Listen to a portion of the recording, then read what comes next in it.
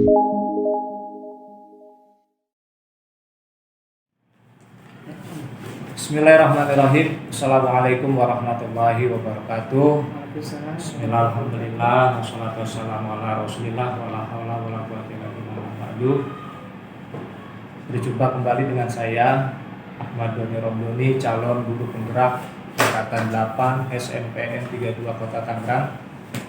Kali ini saya atau kami ada tugas tentang demonstrasi kontekstual modul 3.1 pengambilan keputusan berbasis nilai-nilai kebijakan sebagai pemimpin. Dan alhamdulillah di depan saya ini ada narasumber Ibu Kepala SMP Negeri 32 Kota Tangerang, yaitu Ibu Emma Suhaina MPD, atau kami biasa menyebutnya dengan Miss Emma. Apa kabar, Miss? Alhamdulillah sehat. Baik, Miss. Doni sehat. Alhamdulillah, Miss. Sehat. Miss, ini ada izin untuk panduan pertanyaan wawancara. Ada tugas dari CPP tentang demonstrasi kontekstual modul 3.1. Ada 8 pertanyaan, Miss. Boleh kita mulai, Miss? Oke, silakan. Baik, Miss. Yang pertama, selama ini bagaimana Miss dapat mengidentifikasi kasus-kasus yang merupakan dilema etika atau bujukan moral? Oke, terima kasih ya Pak Doni. Saya boleh cerita dulu sedikit ya. Baik. Ada sebuah kasus yang mungkin bisa kita jadikan rujukan untuk bisa menentukan apakah kasus tersebut mengarah pada dilema etika atau mengarah pada bujukan moral. Jadi ada salah satu teknik atau tenaga kependidikan di SMP 32 yang lumayan membuat saya bersama Wakasek dan beberapa dan guru-guru menjadi pusing dengan kinerjanya. Jadi anak ini masih muda, masih bujangan, usianya masih usia mahasiswa, dan kebetulan memang beliau mahasiswa namun menyambi untuk menjadi tenaga kebersihan di SMP 32. Nah, kalau kita melihat backgroundnya, memang pekerja kita ini adalah tulang punggung keluarga. Jadi ayahnya sudah tidak ada, jadi anak yatim ya. Dia bertanggung jawab terhadap ibu dan beberapa orang adiknya. Namun sayangnya di sisi yang lain, teknik ini tidak bisa belum bisa barangkali ya lebih tepatnya memenuhi kewajibannya dengan baik. Artinya standar kerjanya masih di bawah standar yang kita butuhkan. Jadi banyak pekerjaan yang terbengkalai karena kurangnya tanggung jawab. Kalaupun dikerjakan standarnya masih standar yang jauh dari standar yang sebenarnya gitu. Jadi kalau kita misalnya kita berhentikan anak ini karena misprestasi gitu ya, tanggung jawabnya kurang, kita berpikir sisi sebaliknya, oh anak ini adalah tanggungan keluarganya banyak, jadi ya memang rada sulit memutuskan bagaimana langkah yang sebaiknya. Jadi kalau kita bisa identifikasi, tidak ada hal-hal yang kurang baik di sana ya, dua-duanya pilihan yang baik, yaitu kita ingin teknik ini meningkatkan kinerjanya dengan baik. Di satu sisi sekolah juga ingin supaya anak ini tetap bisa melaksanakan tanggung jawabnya terhadap keluarganya. Jadi boleh dikatakan kasus ini mengarah kepada dilema etika, begitu. Jadi begitu cara saya mengidentifikasi kasus yang ada. Baik, Miss, saya lanjutkan pertanyaan selanjutnya. Selama ini bagaimana Miss Emma menjalankan pengambilan keputusan di sekolah Miss? Ya. Terutama untuk kasus-kasus di mana ada dua kepentingan yang sama-sama benar atau sama-sama mengandung nilai kebajikan. Pastinya saya butuh another option ya. Jadi pemikiran yang lain yang bisa menguatkan keputusan apa yang akan kita ambil. Karena itu saya selalu berdiskusi dan kerjasama terutama dengan para Wakasek. Terutama adalah Wakasek Sarpras, karena memang kalau mengacu pada kasus tadi itu teknik yang ini berada langsung di bawah Wakasek Sarana Prasarana. Jadi sebelum saya mengambil keputusan, saya selalu bekerja sama berdiskusi, membahasnya bersama-sama dengan para wakasek dan juga para guru. Baik, saya lanjutkan pertanyaan berikutnya. Langkah-langkah atau prosedur seperti apa yang biasa Miss Emma lakukan selama ini? Oke. Masih mengacu pada kasus tadi, yang dilakukan pertama adalah tentu saja pemanggilan ya. Saya tidak menegur teknik tersebut di tengah orang banyak, tapi saya panggil lalu saya ajak ngobrol, mengingatkan kembali apa saja tusi yang harus dipenuhi oleh beliau gitu. Ketika tidak ada perbaikan juga, mau tidak mau kita harus mengeluarkan surat peringatan. Dan kebetulan teknik tersebut memang sudah memiliki surat peringatan ke-1 dan ke-2 karena belum juga bisa memenuhi standar kewajibannya sesuai yang dibutuhkan oleh pihak sekolah. Jadi gitu. Sebelum kita mengeluarkan keputusan yang vital gitu, kita adakan pemanggilan dulu, orang tersebut diberikan imbauan, diberikan di reminder lagi, diingatkan kembali mengenai tugasnya. Belum juga ada perbaikan, mau tidak mau kita mengeluarkan SP, begitu Pak. Baik, saya lanjutkan pertanyaan yang keempat. Hal-hal apa saja yang selama ini Miss Emma anggap efektif dalam pengambilan keputusan pada kasus-kasus dilema etika? Seperti yang biasa dianut oleh negara kita ya, bahwa musyawarah itu adalah hal yang paling baik ketika kita akan menyelesaikan sebuah permasalahan. Nah, tentu saja dengan musyawarah bersama para wakasek terutama itu efektif sekali untuk memberikan jalan keluar terhadap berbagai kasus yang ada di sekolah gitu. Jadi yang paling efektif adalah kita open communication dengan para wakasek dan para guru yang bisa memberikan kontribusi keputusan. Baik, saya lanjutkan ke pertanyaan yang kelima. Hal-hal apa saja yang selama ini merupakan tantangan dalam pengambilan keputusan pada kasus D5 etika ini? Oke, tentu kalau kasus yang teknik tadi, yang paling utama adalah yang bikin greget gitu ya, adalah kalau manusia itu ada belajarnya ya. Belajar itu artinya dari tahu menjadi tidak tahu, dari kurang baik menjadi lebih baik. Nah, ini yang anak ini nih, ini kok susah banget gitu ya, susah betul untuk dijadikan lebih baiknya itu. Kok tidak belajar dari teguran yang kita berikan. Nah, ini sebenarnya tantangan. Kenapa ya bisa seperti ini? Biasanya kalau orang yang biasa saja ditegur sama atasan tuh sesuatu yang menjadikan motivasi untuk bekerja lebih baik. Tapi kalau anak ini kok kelihatannya penurut, tapi ternyata sudah ditegur pun perubahannya sangat tidak kelihatan, tidak signifikan perubahannya gitu. Itu tantangan dari untuk saya dalam menghadapi kasus ini, yaitu dari sedikitnya perubahan yang terjadi walaupun sudah ada teguran maupun surat peringatan. Baik, saya lanjutkan ke pertanyaan berikutnya. Apakah Miss Emma memiliki sebuah tata cara atau jadwal tertentu dalam sebuah penyelesaian kasus dilema etika ini? Apakah Miss Emma langsung menyelesaikan di tempat atau memiliki sebuah jadwal untuk menyelesaikannya? Bentuk atau prosedur seperti apa yang Miss Emma jalankan? Oke. Jadi mungkin bukan hanya kasus dilema etika saja yang dibicarakan.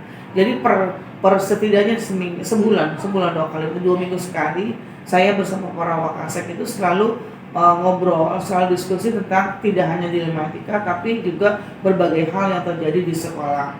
Bagaimana solusinya, apa yang terjadi, bagaimana harusnya, bagaimana sebaiknya, bagaimana meningkatkan yang kurang dan seterusnya. Nah, kebetulan dilema etika masuk ke dalam hal-hal yang kita perlu bicarakan. Walaupun tanpa ada kasus dilema etika pun kita tetap berdiskusi mengenai kemajuan apapun yang terjadi di sekolah. Jadi kalau secara khusus untuk dilema etika mungkin tidak, karena dia berbarengan dengan kejadian-kejadian yang lain gitu. Baik, saya lanjutkan ke pertanyaan berikutnya. Adakah seseorang atau faktor-faktor apa yang selama ini mempermudah atau membantu Miss Emma dalam pengambilan keputusan dalam kasus-kasus dilema etika ini? Oke. Sebagai kepala sekolah kan memiliki perpanjangan kaki dan perpanjangan tangan, yaitu yang pertama adalah wakil kepala sekolah. Setelah itu adalah Kalau untuk kasus dilema etika, saya punya tim BK atau tim BP, dan di bawahnya lagi kita punya tim wali kelas yang sebanyak 27 wali kelas. Ini adalah hal-hal yang membuat segala hal yang terjadi baik dilema etika maupun kasus-kasus yang lain menjadi lebih mudah, karena kita bisa berdiskusi dengan informasi yang lebih detail gitu. Kepala sekolah mungkin informasinya hanya ukurannya misalnya L, tapi kalau BK atau Wakasek ukurannya XL gitu, karena kebutuhan informasi yang dimiliki oleh para perpanjangan tangan dan kaki Pasma tadi itu yang membuat sebuah kasus bisa kita analisa dengan baik dengan sumber data yang lebih komplit gitu. Jadi yang mempermudah itu adanya Wakasek, adanya tim BP, dan itu saja adanya wali kelas, dan yang paling penting juga adalah adanya masukan dari para guru gitu. Baik, Miss. Pertanyaan terakhir, dari semua hal yang telah disampaikan, pembelajaran apa yang dapat Miss Emma petik dari pengalaman mengambil keputusan di UMA ini? Semua kasus itu akan bermuara pada kita harus menjadi lebih dewasa dalam mengambil keputusan, karena banyak hal yang harus kita pertimbangkan. Tidak menjadi orang yang tergesa-gesa, tidak menjadi orang yang mengambil keputusan dalam keadaan emosi. Jadi segala kasus yang terjadi justru membuat kita menjadi lebih baik, menjadi lebih dewasa gitu. Kenapa? Karena di situ diuji sekali apakah keputusan kita itu bermanfaat buat sekolah, terutama bermanfaat buat sekolah dan tidak merugikan orang lain. Nah, itu pertimbangan itu yang harus benar-benar kita pertimbangkan dengan baik, pertimbangkan dengan sangat bijaksana, sehingga nanti berakhir pada keputusan yang win-win solution sebisa mungkin. Jadi tidak menguntungkan semua pihak, baik orang yang diberikan keputusan maupun pihak sekolah, dan itu membutuhkan ketajaman pertimbangan yang tentu saja didukung oleh pihak-pihak tadi. Gitu Pak Dani. Baik, Miss Emma. Ya. Terima kasih atas wawancara tentang kepemimpinan. Saya berharap apa yang tadi Miss Emma jawab dapat menjadi pelajaran untuk saya dan bisa saya terapkan dalam aplikasi sehari-hari. Berikut demikian modul 3.1 demonstrasi kontekstual. Semoga dapat menjadi jawaban atau dapat menjadi pelajaran bagi kita semua. Saya sekali lagi pada Ibu Emma Suhaina MPD, terima kasih yang sebesar-besarnya sudah meluangkan waktu bersama saya sebagai calon guru penggerak Angkatan 8. Terima kasih. Wassalamualaikum warahmatullahi wabarakatuh. Waalaikumsalam warahmatullahi wabarakatuh.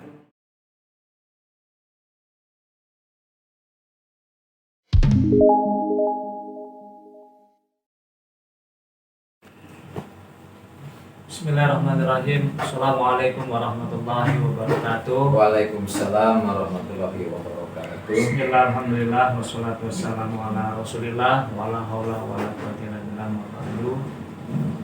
Sebelumnya saya akan memperkenalkan diri. Nama saya Ahmad Doni Romdoni, calon guru penggerak Angkatan 8 dari SMP Negeri 32 Kota Tangerang. Di sini saya akan mewawancarai Bapak Kepala Sekolah dari SMP 28 Kota Tangerang tentang pengambilan keputusan berbasis nilai-nilai kebijakan sebagai pimpinan pada demonstrasi kontekstual modul 3.1. Baik Pak, selamat siang. Selamat siang kepada nih. Ya, Assalamualaikum warahmatullahi wabarakatuh. Waalaikumsalam warahmatullahi wabarakatuh. Sebelumnya izin Pak perkenalan, nama Bapak, kepala sekolah mana Pak? Nama saya Dudung, Kepala Sekolah SMP Negeri 26 Kota Tangerang. SMP 26 Kota. Baik Pak, ada di sini beberapa panduan pertanyaan wawancara, ada 8. Nanti satu-satu saya akan izin mewawancarai Bapak. Yang pertama, selama ini bagaimana Bapak dapat mengidentifikasi kasus-kasus yang merupakan dilema etika atau rujukan moral. Baik, terima kasih Pak Doni. Untuk mungkin di beberapa sekolah sama ya kasusnya tentang hal tersebut. Terutama untuk SMP 26 Kota Tangerang itu banyak terjadi pada saat masa setelah PPDB. Artinya pada saat anak baru itu masuk ke sekolah kami SMP 26 Kota Tangerang, terutama yang berkaitan dengan karakter. Artinya dari kebanyakan anak-anak baru di sini ternyata pendidikan penguatan karakternya masih lemah. Begitu Pak Doni. Baik Pak. Selanjutnya selama ini bagaimana Bapak menjalankan pengambilan keputusan di sekolah Bapak, terutama untuk kasus-kasus di mana ada dua kepentingan yang sama-sama benar atau sama-sama mengandung nilai kebajikan. Terima kasih. Terutama untuk hal yang saya sampaikan barusan terkait dengan pendidikan karakter. Untuk di SMP 26 Kota Tangerang sudah menjadi hal yang dijalankan setiap tahun. Untuk siswa baru, kami bentuk tim yang di dalamnya terutama guru BK, wakil kepala sekolah, itu melakukan asesmen terhadap semua calon siswa SMP 26 Kota Tangerang atau siswa baru terkait dengan seberapa jauh anak tersebut dalam pendidikan karakternya dari sekolah asal masing-masing. Baik Pak. Selanjutnya langkah-langkah atau prosedur seperti apa yang bisa Bapak lakukan selama ini? Terima kasih. Mungkin kita persempit ya Pak Doni ya. Baik, Pak. Kita di sini mungkin dalam kaitan pendidikan karakter untuk satu nasionalisme, yang kedua kemandirian. Terutama dalam kaitan nasionalisme ya, anak-anak itu kalau kita biasa melihat itu terutama dalam pelaksanaan upacara pengibaran bendera. Nah disitulah kita akan mengetahui dan melihat ternyata dari anak-anak yang sekitar 324 siswa baru itu mempunyai karakter yang sangat berbeda-beda. Terutama sekali yang harus kita tindak lanjuti adalah untuk seperti apa mereka bisa melaksanakan satu sebagai peserta upacara bendera dengan baik sesuai dengan aturan. Itu yang pertama. Kemudian yang kedua tentang kemandirian. Ternyata anak usia SMP kelas 7 berkisar antara usia 13-14 tahun itu ternyata kalau kita lihat dari kemandiriannya itu masih sangat kurang. Terutama sekali dalam misalnya dia mentaati disiplin waktu untuk masuk kelas setelah bel mulai jam pelajaran diperdanakan. Demikian Pak Doni. Baik Bapak, terima kasih. Selanjutnya hal-hal apa saja yang selama ini Bapak anggap efektif dalam pengambilan keputusan pada kasus-kasus dilema etika Pak? Baik, terima kasih. Setelah tim kami yang terdiri dari wakil kepala sekolah dan guru BK itu melakukan asesmen, tentu kita memilih dan memilah dan akhirnya memisahkan mana-mana siswa yang perlu untuk penguatan dengan cara A, dengan cara B, dan selanjutnya. Disitulah kita bisa mengetahui bahwa anak A atau anak B itu kekurangan karakternya di bidang apa. Misalnya nasionalismenya atau kemandiriannya, atau ada di dua aspek tersebut. Maka kita kuatkan melalui tim dengan cara biasanya kita melakukan konseling setelah klasikal dulu ya, seperti itu. Kemudian setelah itu dipisahkan mana yang harus dilaksanakan penguatan dengan cara atau teknik A atau dengan teknik B, sehingga kekurangan-kekurangan karakter yang selama ini kita identifikasi dari asesmen itu bisa dari hari ke hari, dari waktu-waktu semakin diminimalisir untuk menjadi hal yang lebih baik di masa yang akan datang. Demikian Pak.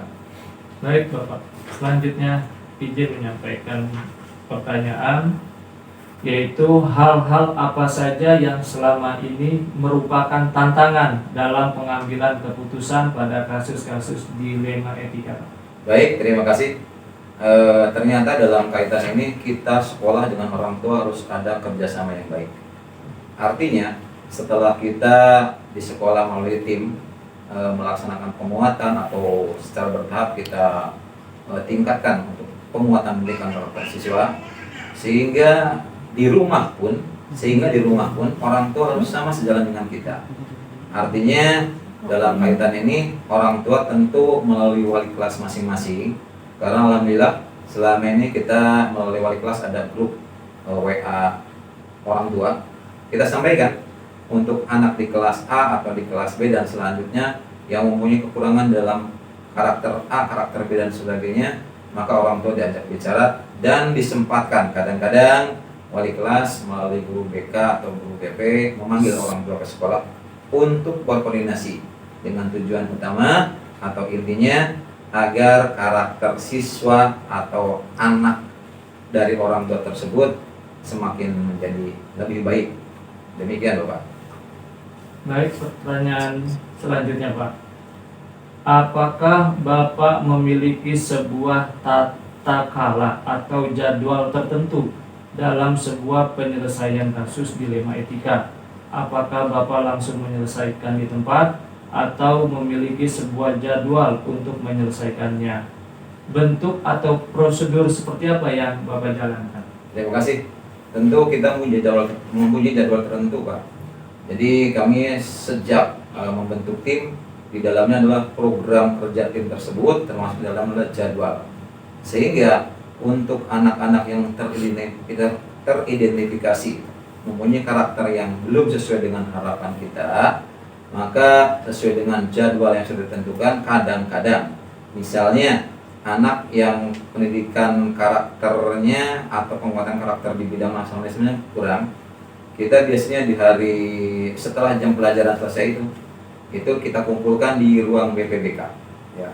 Kemudian mungkin hari selanjutnya adalah untuk yang mungkin perlu penguatan di pendidikan karakter kemandiriannya, sama ya pelaksananya di ruang BK.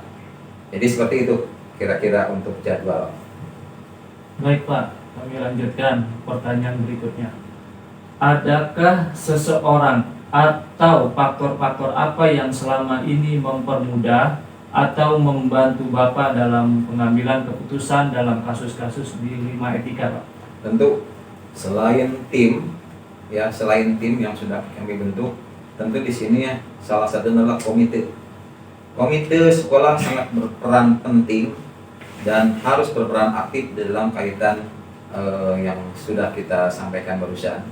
Jadi pada saat kita ada pertemuan berkala dengan komite, kita sampaikan kalau ada hal-hal yang menjadi perhatian SMP dan SMP 26 Kota Tangerang dalam kaitan dengan karakter, maka komite secara terbuka kepada kami itu menyampaikan kalau dalam waktu tertentu kita adakan pertemuan dengan orang tua, sehingga terkait dengan segala hal yang terjadi pada anak, terutama untuk karakter ya, itu bisa kita sampaikan pada saat rapat dengan orang tua tersebut. Jadi di sini komite sangat berperan aktif. Baik Bapak, izin pertanyaan berikutnya, atau ini adalah pertanyaan terakhir. Dari semua hal yang telah disampaikan, pembelajaran apa yang dapat Bapak petik dari pengalaman Bapak mengambil keputusan dilema etika? Baik, terima kasih. Jadi untuk hal yang terkait dengan penguatan karakter siswa, di sini perlu semua stakeholder di sekolah itu ikut berperan aktif. Tidak hanya kepala sekolah atau tim, tetapi wali kelas, di sini ada security, ada tugas kebersihan, itu semuanya harus berperan aktif dan tidak ketinggalan juga orang tua. Sehingga dari kolaborasi semua stakeholder yang ada di sekolah akan lebih mempermudah untuk melihat dan memahami Sehingga untuk mencari solusi kaitan dengan karakter anak supaya lebih kuat atau lebih baik akan mudah tercapai. Demikian Pak Dani. Baik Pak Dudung, terima kasih atas wawancaranya yang begitu luar biasa. Sekali lagi kami dari calon guru penggerak angkatan 8, saya Ahmad Doni Romdoni mengucapkan terima kasih yang sebesar-besarnya. Baik, sama-sama. Dan demikian ya Bapak Ibu sekalian, wawancara kami dengan Bapak Dudung, Kepala Sekolah SMP 26 Kota Tangerang. Sekian, wassalamualaikum warahmatullahi wabarakatuh. Waalaikumsalam.